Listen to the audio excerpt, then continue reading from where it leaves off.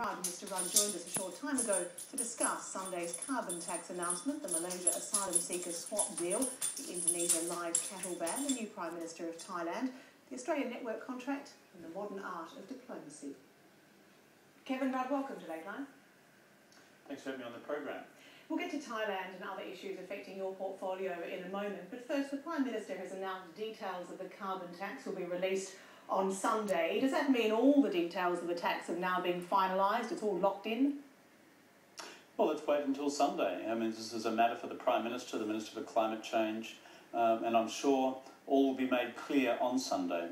But I've got to say the important thing for Australia is to have clarity on the question of a carbon price.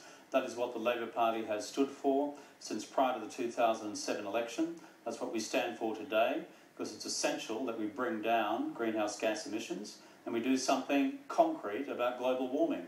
Our national interests are at stake here. But are you aware whether all the issues have been resolved? On the processes concerning the climate change deliberations, put those points to the Climate Change Minister and the Prime Minister. All I can say is Sunday is announcement day, and I expect that you'll see the totality of the package, but I am not engaged in the detail of the internal deliberation process. That is for my ministerial colleagues. I believe they're doing an excellent job. Do you also believe that what will be made public will be as good as the CPRS, in your view, that was put to Parliament when you were Prime Minister, as good or a compromise? Well, the key question here is to put a price on carbon. I think it pays little dividend to put one down one side of the page and one down the other and go tick, cross, tick, cross, tick, cross. The commentators will do that. The key thing is a price on carbon, and to make sure that there are appropriate arrangements for families, and including the assurances given by the Prime Minister and the Climate Change Minister today on the exemption of petrol from the scheme, which of course is what we did in the carbon pollution reduction scheme as well. Of course, the key difference is that under your scheme, petrol was only exempted for 3 years. Under Julia Gillard's scheme, it will be exempted, quote, for the future. Is that a mistake? Never say never? Well, the key thing here is to make sure that we get this carbon price through this Parliament. And each Parliament is of a different composition. Remember, in the period that I was Prime Minister, we spent the better part of a year and a half in consultation with the community. We put it to the Australian Parliament twice. It was voted down by the Liberals and the Greens. This Parliament is of a different composition. Let us see how they will react on this occasion. I think it's time for Tony Abbott to get real, but my core concern is this, and always has been. It's time to put a price on carbon, and if the Greens on this occasion choose to be flexible, well, that's by the by.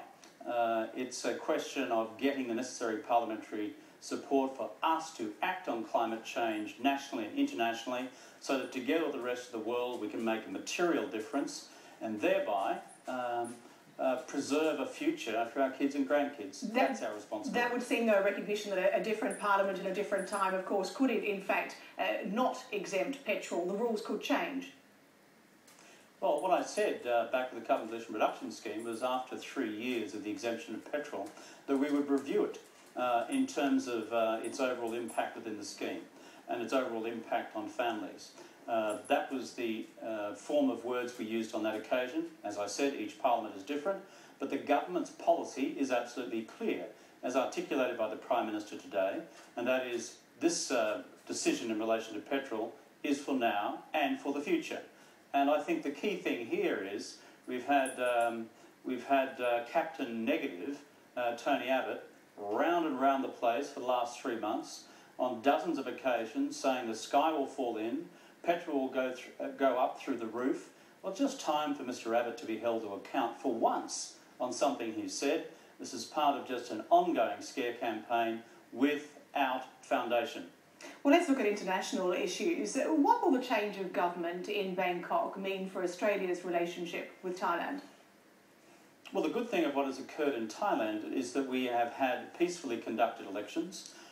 We appear to be in the middle of a peaceful transition process from the government led by Prime Minister Abhisit and the Democratic Party to the new government under the party Per Thai led by Ms Shinawatra. Now, under those circumstances, we expect to deal with the new government in the same way as in which we dealt with its predecessor. It's an important bilateral relationship for Australia. Huge trade interests we have in Thailand. We have a free trade agreement there. Huge security interests. We do a lot in the world together. I'm confident our relationship with Thailand will continue to prosper under the new government. We congratulate them, but we also congratulate Prime Minister Abhisit for having taken the bold decision to bring on an early election to resolve what many had come to conclude was an absolute political impasse within the country. You've described, though, as a complication the fate of the Prime Minister-elect's brother, Thaksin Shinawatra, who, of course, was convicted of corruption and is in exile. What do you see as the risks?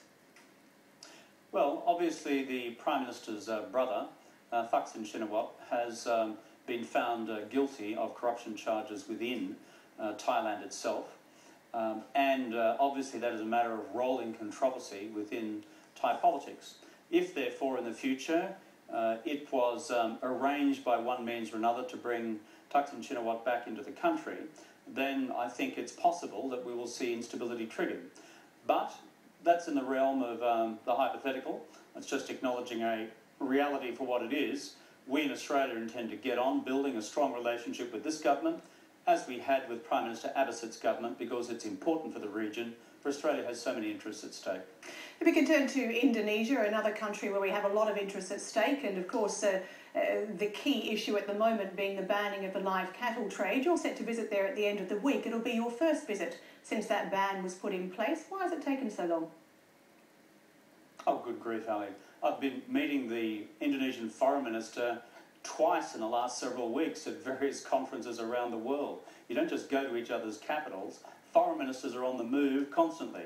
I had a long set of conversations with Foreign Minister Martin Atalagawa at a conference only 4 or 5 days ago, and prior to that I was at another conference with him in Budapest in Hungary, and we're on the phone to one another all the time.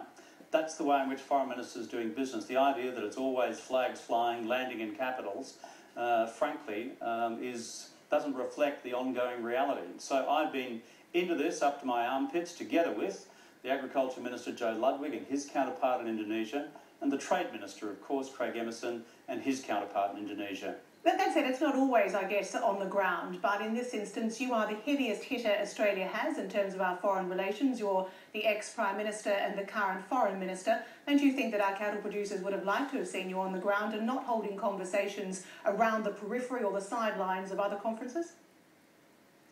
I just think this is a completely false debate. If you sit down with the Foreign Minister of another country and you have a full and formal bilateral with him, it's not just over a cup of tea in the corner, it's you in a room working through the issues in great systematic detail. That's the business of diplomacy. So why go now?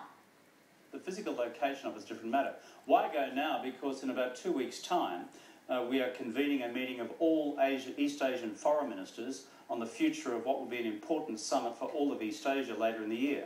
It's the sort of thing I would normally do because of a vast agenda in preparation for a meeting with our colleagues from around the region. At the same time, of course, I will be reviewing progress on the live cattle export question. For me, this is also a deep challenge of foreign policy, as it is of trade policy, as it is of agriculture policy, and for 2 reasons. No one watching your program wants to see animal welfare standards of the type which was seen on Four Corners recently. At the same time, we are very mindful of the fact that this is a $500 million industry on which so many families right across Northern Australia, my own home state of Queensland, are directly affected, and the communities which are supported by the industry. We've therefore got to get this right. That's why we've got 3 senior ministers at work on this, and we are working through it systematically in a set of very difficult challenges. And of course, another big issue regarding our relations with other countries, the asylum seeker processing deal with Malaysia. You've not visited Malaysia since that deal was initiated. How heavily involved are you in those negotiations? I pick up a theme in your questions here, Ali. The bottom line is this. The entire negotiation with other regional countries on assessment centres hangs off one core fact, and that is that we, back in March, myself and the Indonesian Foreign Minister presided over a conference in Bali, which for the first time in this region, and the first region in the world, negotiated a regional framework agreement for the processing of asylum seekers within our region. I was into that, again, up to my armpits, for the simple reason is it was chaired by myself, Marty Natalagawa, with dozens of others at